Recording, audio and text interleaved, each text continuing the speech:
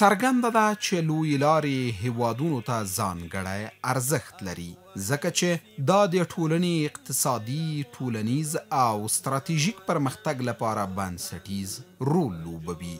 نو ویلی شو چې د کابل ننګرهار دویم لاین سړک هم د افغانستان لپاره په لومړي سړک د ترافیکي پیښو د کچې ټیټېدو او په تاریخي لحاظ هم ډیر مهم دی چې لومړني کارونه یې له ننګرهار څخه پیل شوي دي.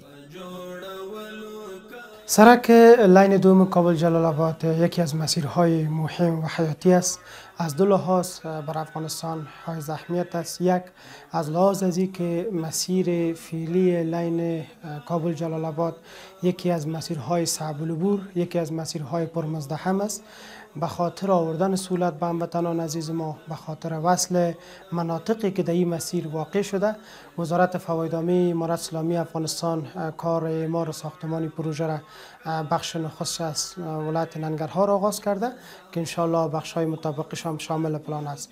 از لحاظ دوم، سرک لاین دوم کابل جلال آباد یکی از مسیرهای مهم تاریخی است که از طریق افغانستان کشورهای آسیای میانه با کشورهای جنوب آسیا از این مسیر وصل میشه.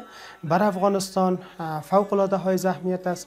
امارت اسلامی افغانستان، وزارت فوایدامه تصمیم گرفته که مسیر تاریخی را دوباره احیای مجدد بکنه و فعلا کار اعمار ساختمانش از طرف ولایت ننګرهار آغاز شده است.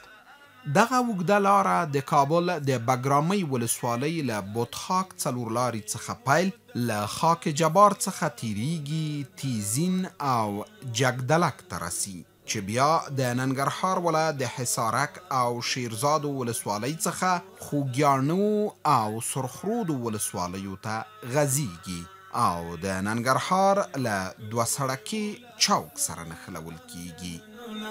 د کابل جلال آباد دویم سړک د کابل د بګرامۍ ولسوالۍ د بوتخاک چراهي نه شروع ده تر زو خاک جبار باندې، خاک جبار نه زو تیزین ته، په تیزین باندې اوړي جګدلک ته او جګدلک نه بیا ځي حصارک ولسوالۍ ته، حصارک باندې بیا تیریږي شیرزاد ولسوالۍ، شیرزاد ولسوالۍ نه تیریږي خوږیاڼیو ته، خوږیاڼیو نه وروسته موږ حتی تر دغه پورې سرخرود پورې، سرخرود نه تیریږي د ننګرهار د دوسرکي تر چوکه پورې.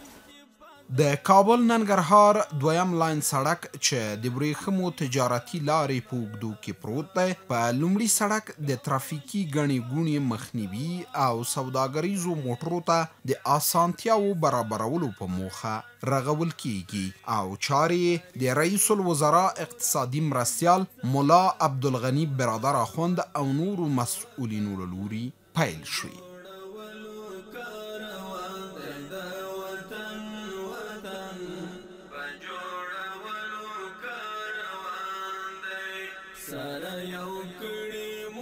د کابل جلال آباد دوهم لاین سړک چې 126 کیلومتره اوږدوالی لري د کابل بګرامۍ ولسوالۍ څخه پیل د کابل ولایت خاک جبار د ننګرهار ولایت د حصارک خوږیاڼو او سرخرود ولسوالۍ څخه له تېرېدو وروسته د ننګرهار د حلقوي سړک سره نښلول کیږي.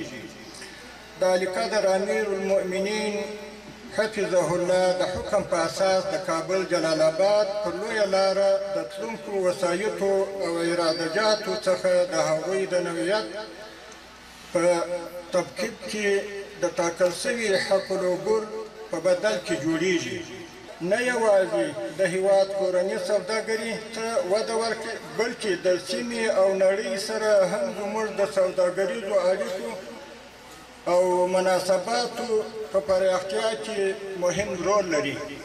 روښانه ده چې ننګرهار د افغانستان یو له مهمو سرحدي او تجارتي ولایتونو څخه دی او د هیواد په سوداګرۍ او سیمه ییز اقتصاد کې مهم رول لري.